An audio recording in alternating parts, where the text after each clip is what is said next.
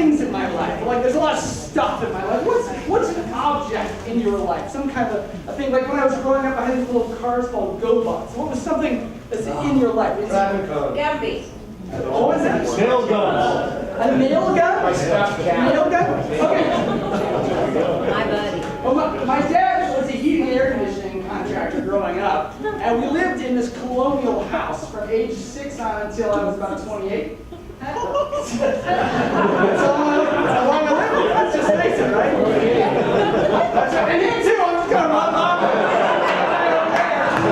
True story. So my dad was obsessed with fixing up this house. There was not but 1 year when we were growing up that we weren't replacing something, fixing something. We put 2 decks on the house, 2 roofs on the house, and replaced every window in the house except for one. There was a little, like a little plastic window that was downstairs. Like every other one was like glass block, but that one, I was like, that's my escape route if the Nazis ever come. As a little kid, things happen. You never know. The Nazis could come and I would be ready. Exactly right. So, but my dad, he had this barn in the back for his business. It was red and had like a metal roof on the top of it. And he decided that's not big enough, okay? So I'm going to build another barn over top of that one. Now, most sane people would build one next to the one you already have so you can continue to operate, but not my dad. He decides to enlist the whole family to build this barn over top of the other one. So I remember one day, Chris and I are underneath, we actually built the sides and the floor, the second-story floor of the new barn, and we had, because we were little, we had to wedge our bodies up underneath and tear off the screws and stuff from the old metal roof. I remember how many days that took, but it was quite a long time.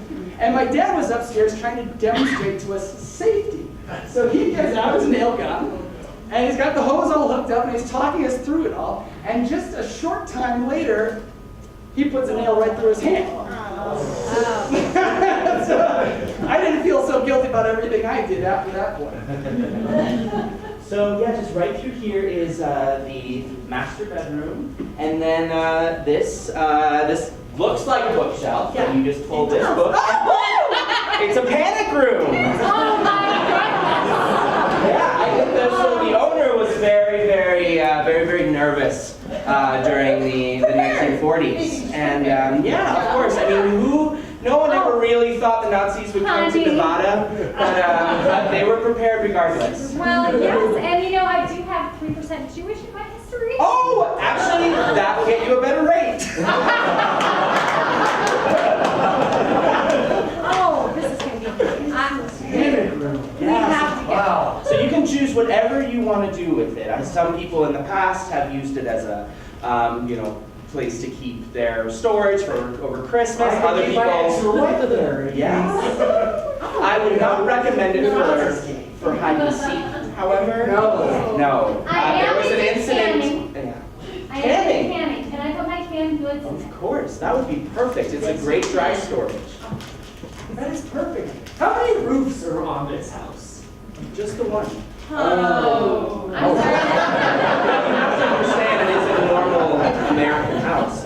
Well, how many decks? Yeah. The back. Well, there's the back deck, and then there's a bit of a stoop out front. We're going to have to put another one on. Have all the windows been done? Yes. Well, there is one window. Good. Okay. As long There's as one there's window that has not been done. Okay. Okay. And there was this incident in 1978. It was a harmless game of tag that ended in a game of hide and seek. Whoa. In which This escalated quickly.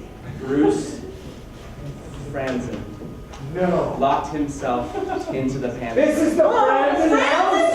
It's I'll never find me in here. Click. Honey.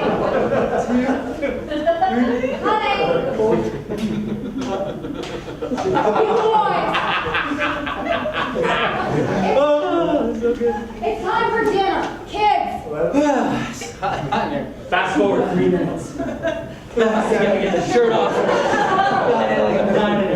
I can't seem to find Bruce. Well, he's a smart boy. He's going to be just fine. Never finding me in the air. If he gets into a pickle, he can always just kick the window out.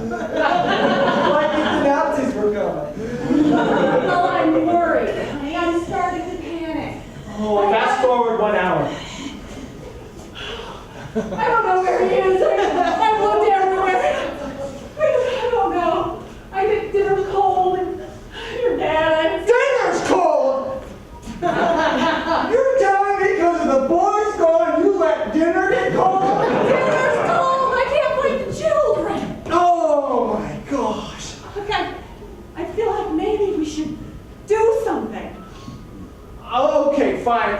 What are you saying his name out loud? What was his name again? Bruce! Bruce! Didn't work. Rewind 5 hours. Okay, listen. Let's do steak. Guys, I can't wait for dinner tonight. It's It's your so good. favorite. Meatloaf is my favorite. Look how hearty that looks. I flipped the I'm a growing meatloaf. boy. I gotta eat all the time. Or else I should die. Listen, okay, you know what? You're driving your mother and I crazy. Why don't we play hide and seek? Huh? Let's play hide and seek. I'll count. That's a good idea. I'll count. No.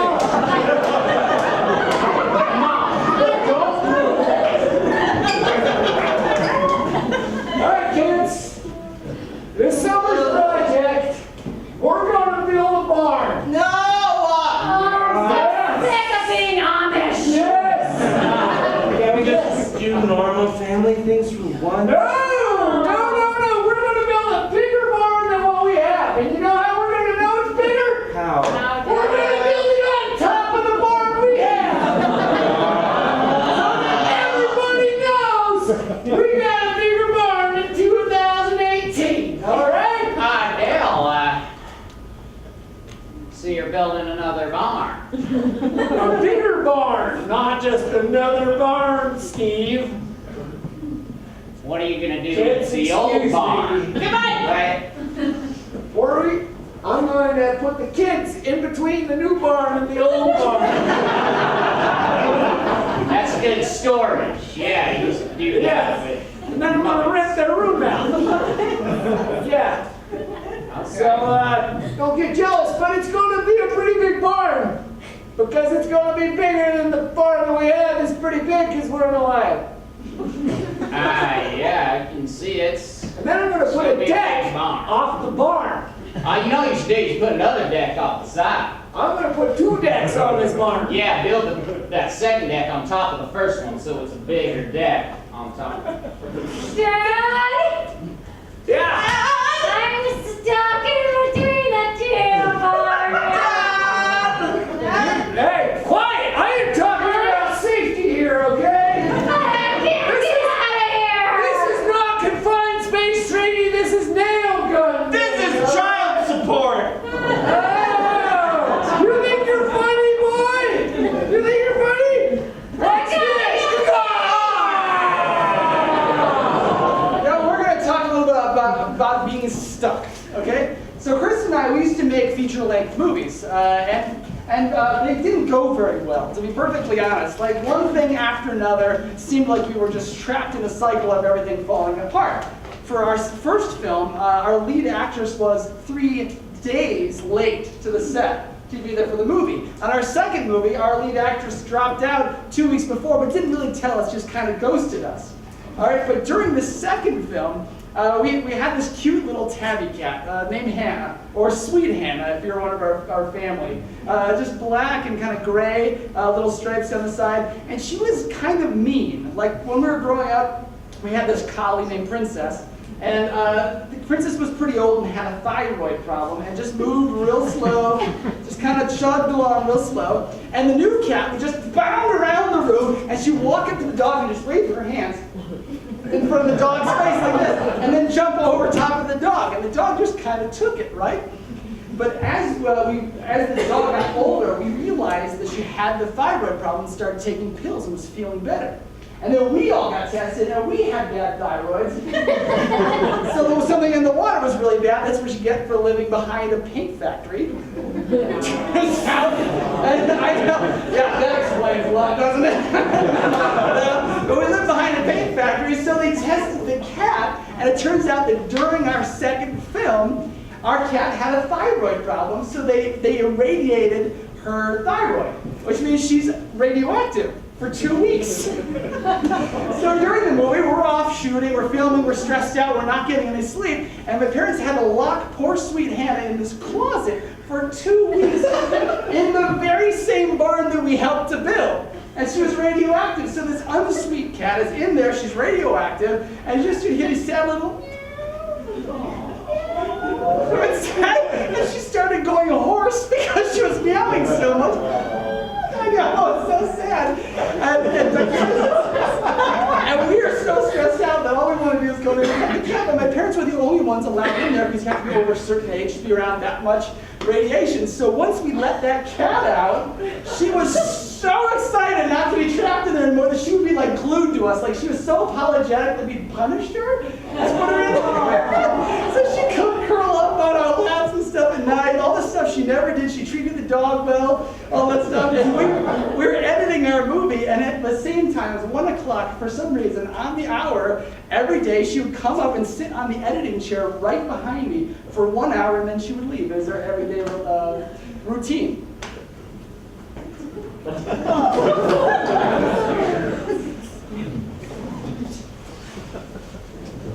think there's something wrong with the goats.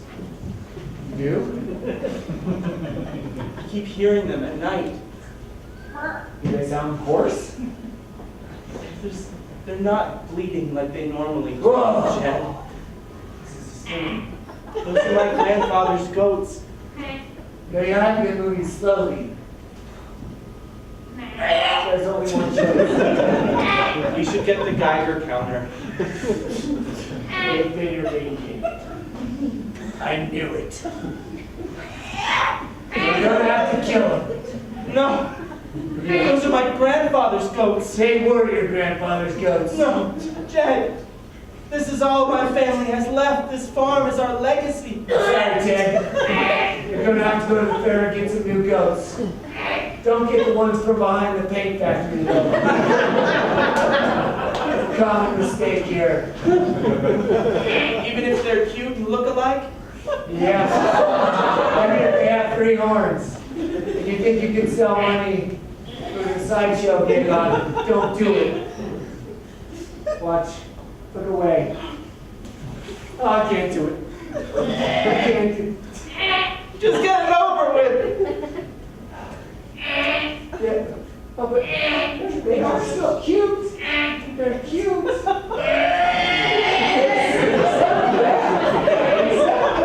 are really. Oh. Oh! I mean, One's gotten out of the barn! Jed! Oh, the family legacy!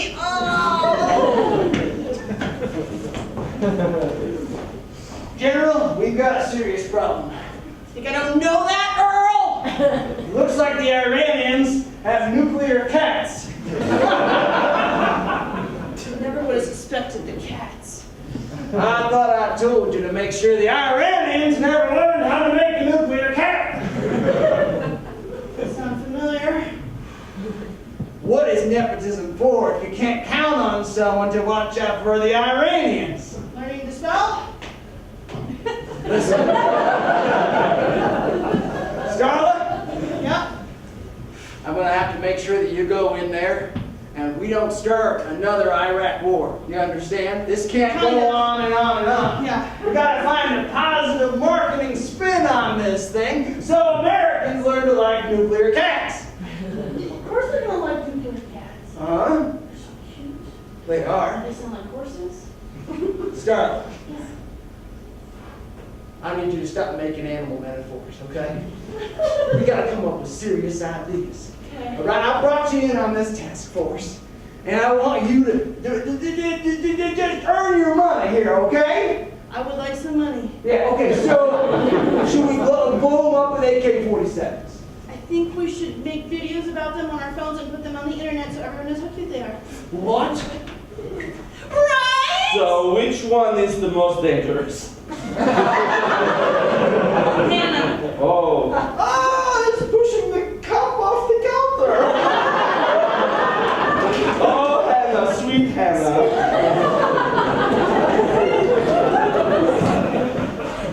I am so sorry I am late. You guys start filming without me? Yes, we wrapped for the day. Okay, well, I will be here tomorrow morning-ish. Listen, Larry, me and the guys, we got together and we just wanted to tell you you're not in the Screen Actors Guild anymore. Yeah, you're right. You're out of SAG. What? Just because I was like 3 days late? Yeah, to the filming. I was ghosting.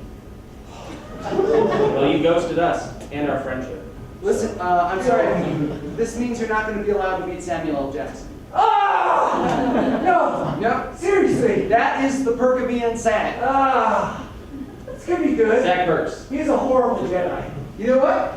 Steve's going to play golf with Samuel L. Jackson. Ah! Steve! Without me? Yeah. No! So we've had it with these mother effing mulligans on this mother effing course.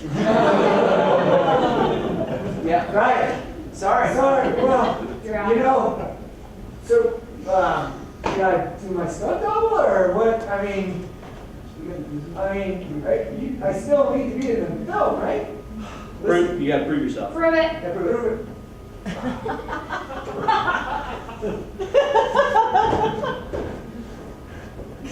That's how you crash a car?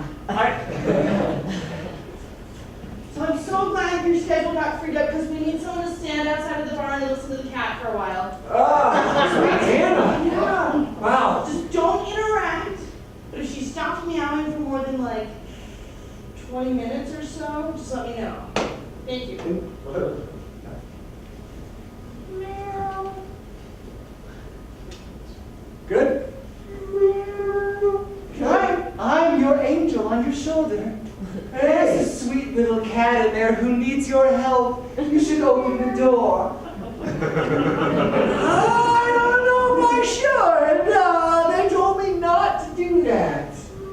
I'm the devil, let's be practical. Kill it. They definitely did not tell me to do that. Oh, listen, you can't let a sweet, sweet little cat go like that, you know? Slice his throat. Ah, I just wanted to be in the movie. You know? And, oh, You got a higher calling. You it need is an annoying sound. It is a horrible sound. It's like this cat that's turned into a horse. But they told me not to. And It deserves to die. Listen, if that cat dies, you'll be killing the only cat in Teton County. And there'll be 200,000 dogs here with nothing to chase.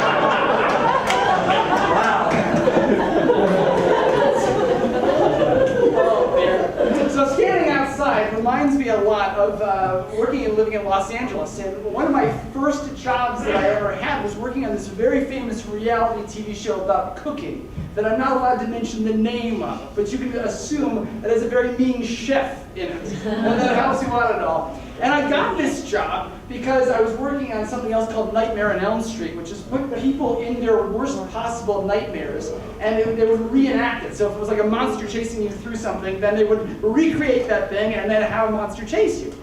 So I'm working on this other cooking show that this person's very mean to us, and I thought I was kind of a team player. I started out as a background extra where they would do the lighting and stuff and get everything set up for us. And I was able to get a whole bunch of our friends hired onto the show too. So they would line all of us up as they're lighting the show, and the guy would come and he would look us square in the face and was like, "What did you cook?" Just in case he had a British accent, you know. So what did you cook? And we're like, macaroni and cheese. And he'd be like, "This is the most macaroni and cheese I've ever had in my life." And he'd go down the line and he'd cuss out each one of us as he went. Like, this guy, who's this guy? And he ends up, of course, becoming very famous.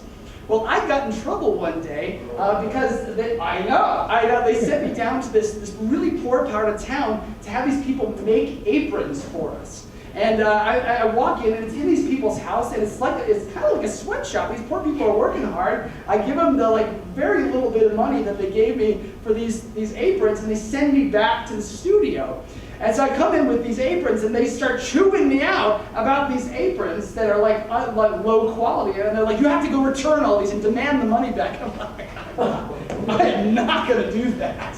And so I was cast out to stand outside of the compound. So standing outside, and it was this old TV studio, and there was a wall that was like this tall around the whole thing. It was an old, like a news channel studio. And I'm standing out there, and believe it or not, it got cold in Los Angeles, and there was a guard gate, and they had me guard the guard gate that had a guard in it. It had an armed guard gate, everything, high wall, and I'm just standing on the streets of Los Angeles with a headset on. They're like, well, I really blew it, but that poor family needs something. So I'm standing out there, and I hear over the headset that I still got on that one of the guys named Brian decided not to show up that day. He went to Hawaii, and they didn't have an extra camera guy. So I just like real slyly went, Nick can shoot, and that was it. I didn't identify myself as Nick can shoot, and that was it. I was like, well, that's never gonna happen. And I hear everything go dead quiet over the headsets, and like a half an hour later, I'm in the camera department. Hey, Ray!